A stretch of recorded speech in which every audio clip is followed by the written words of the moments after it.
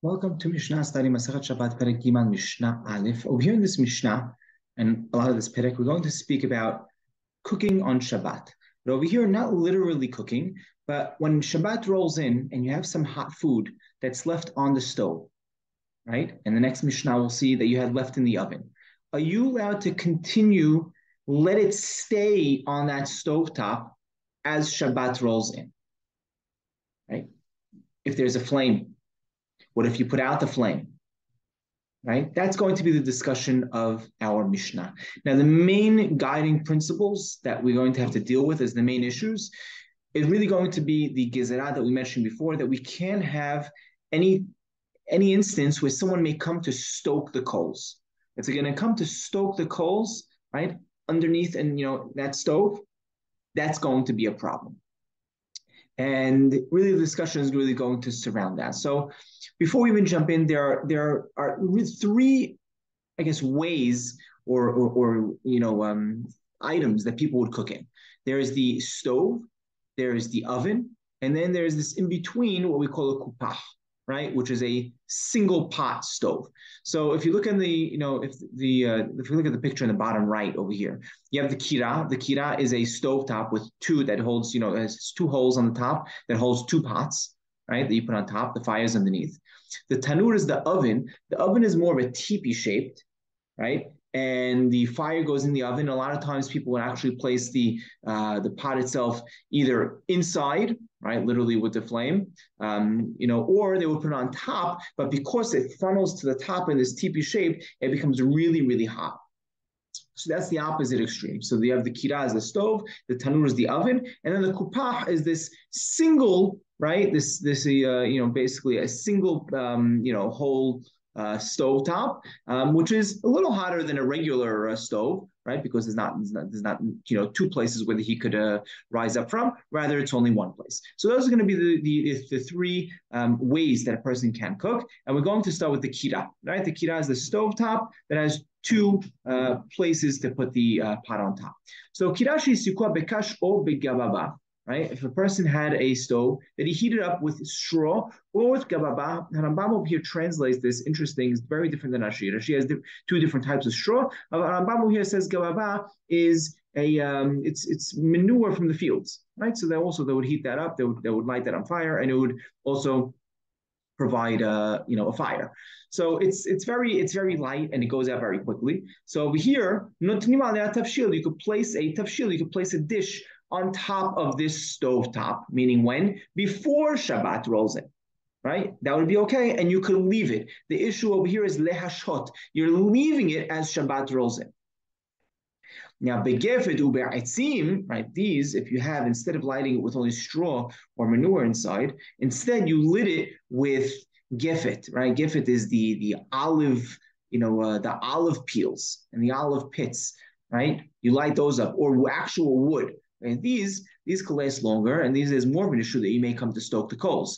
So over here, you can't leave it there. Lo yiten, you can't place it there before Shabbat again. Ad she'igrof, until you sweep it out. You sweep out those coals. Or ad she'iten ta'efer, or unless you cover it with some dirt, right? You cover it with some dirt, some ashes, and therefore you put it out. And now you don't have an issue that you're going to come to stoke that coal on Shabbat. That's first. Additionally, Bet Shammai omrim hamin avalot tavshil. When it comes to what we allow you to leave on, Bet Shammai says you only allow to leave a hamin, liquid, right? It's hot water. Avalot tavshil, not a dish. Bet Hillel omrim hamin v'tavshil. Bet Hillel said no, both. It doesn't matter. Either one. We said before, you can leave a hamin, you can leave a hot water hamin, or a tavshil. Now, also another instance, Bet Shammai Bet Hillel machloket. Bet Shammai omrim notnim v'lo machzirim. Right? Bet Shammai say, once Shabbat rolls in, you could take it off, but once you take it off, you can't put that back on. You're not allowed to place it back on. Bet Hillel omrim af machzirim. Bet Hillel say you're allowed to go ahead and put that pot back on. You took it off the stovetop for a moment. You could go ahead and put it back on. Now it's on condition. The Gemara explains that it's on condition that you had it in your hand the whole time. You had it in your hand. Harambam over in the Pirush Mishna actually says that you had it, and you didn't place it down at all. right? Halacha actually says it seems like you can actually place it down as long as you're holding it in your hand the whole time. Over here it says as long as you have to keep it in the air, right? And take from it, and then you could go ahead and put it back on and let it stay there. Okay, that's our Mishnah. Now, a couple of important points. What we're talking about when we said you're not allowed to go ahead and do this, right? When you're not allowed to leave this pot on, this is a very specific type of food that's cooked, right? It's something that's already cooked halfway. That's what Rambam says, ma'achal ben dorasai, halfway cooked, not like Rashi uses a third, right? It's already halfway cooked, but it's not fully cooked yet. Now, in this instance, your mind is still focused because you want that to cook.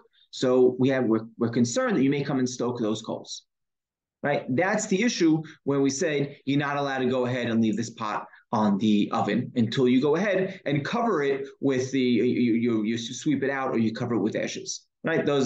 But let's say it wasn't cooked at all, right? Or it was fully cooked, right? And at this point, it's just gonna, it's drying out.